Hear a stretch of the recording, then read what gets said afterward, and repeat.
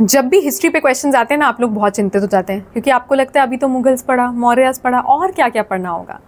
भाई one of the most important, जब आप हिस्ट्री में देखते हो, चाहे एंशिएंट देखो, चाहे मिडिवल देखो, चाहे मॉडर्न देखो, कुछ टॉपिक्स ना बड़े इंपॉर्टेंट होते हैं। One of the most important is Guptas, the Gupta empire. आज हम उसके बारे में बात करने वाले हैं डिटेल में। मेरी गारंटी है ये वीडियो आप देखेंगे तो उसके बाद आपको गुप्ता एम्पायर पे कुछ और पढ़ने की जरूरत ही नहीं रहेगी। चलिए let us begin. So the first thing that you should know about Gupta empire is that it is called as the Gupta age is called as the golden period. Golden period क्यों बोलते हैं भाई? क्योंकि इस टाइम पे लिटरेचर भी flourish हुआ, art भी फ्लरिश हुआ, कल्चर भी फ्लरिश हुआ, सब कुछ बहुत बहुत बहुत प्रॉस्परस हुआ, इसके लिए इसको बोलते हैं गोल्डन एज। इसके अब अलग अलग रूलर्स थे, वो आपको जानने होंगे। आपको ये भी जानना होगा कि ये जो टेन्योर था वो क्या से क्या था। चलिए let us begin with the very first one, that is Chandragupta one. Chandragupta one के बारे में जानते हैं। चलिए, बहुत बच्चे कंफ्यूज होते हैं, अगर पूछा जाता है किसने फाउंड किया गुप्ता एम्पायर, आप लोग चंद्रगुप्त वन लिख के आते हैं। जी नहीं, इट इज श्रीगुप्ता। लेकिन चंद्रगुप्त वन का अपना इंपॉर्टेंस है, क्योंकि उन्होंने बेसिकली ये सब कुछ स्टार्ट किया एक तरह से कॉन्क्वेस्ट वगैरह करके। He got a matrimonial alliance from the Licchavis of Nepal.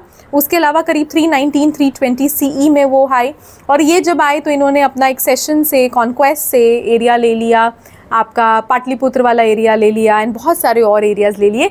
ये आपको पता होना चाहिए about Chandragupta one. Next what you should no is about Chandragupta one के बाद समुद्रगुप्त। नेपोलियन ऑफ इंडिया बोलते थे इनको। इनके टाइम में हरिसेन आए थे। इन्होंने बेसिकली उसके बारे में, समुद्रगुप्त की फैमिली के बारे में वो जो है इंस्क्रिप्शन पे लिखा, उनके कौन से जगहों में वो जीते उसके बारे में लिखा, काफ़ी अच्छे से लॉडेबली प्रेस किया। तो ये जो कोर्ट पोएट थे ना समुद्रगुप्त के, जिन्होंने प्रयाग प्रशस्ति लिखा है, मतलब ये जो इंस्क्रिप्शन है वो लिखा है, उसमें इसके अलावा it also bears the edicts of Ashoka. तो कितना ज़्यादा सिंबॉलिक है ना। प्लस लोग पूछते हैं कि समुद्रगुप्त को अचानक से नेपोलियन क्यों बोलने लगे? बिकॉज उन्होंने अपनी जो पॉलिसी है ऑफ एक्सपेंशनिज्म वो फॉलो करी। मतलब वो चाहते थे कि मेरा पूरा एम्पायर एक्सपैंड हो जाए, नॉर्थ इंडिया तक मैं पहुंच जाऊं, जैसे नेपोलियन चाहते थे, बिल्कुल वैसे। Now with respect to Samudragupta, आपको ये जानना चाहिए कि भाई ये एक्सपेंशनिज्म मैम बार बार बोल रही है कि ये टेरिटरीज एक्सपैंड करने का ट्राई करते थे, पर कैसे करते थे? सो ये ऑर्गेनाइज करते थे अश्वमेध यज्ञ। ये क्या है? तो बेसिकली अश्वमेध मतलब घोड़ा, हॉर्स, उसको ये ना छोड़ देते थे। तो जहाँ जहाँ तक वो घोड़ा जाता था वो टेरिटरी इनकी हो जाती थी। लेकिन अगर सामने वाली किसी टेरिटरी में घोड़ा गया है और वहाँ के रूलर ने रिवोल्ट किया है, तो इन दोनों में लड़ाई हो जाती थी, समुद्रगुप्त और वो सामने वाले रूलर में। तो बेसिकली ये ना केवल अश्वमेध वाला जो कॉन्सेप्ट है वो एग्जीक्यूट करते थे उस टाइम पे, बल्कि उन्होंने जो कॉइन्स छपवाए थे उसमें भी घोड़ा और ये सब इमेजेस थी।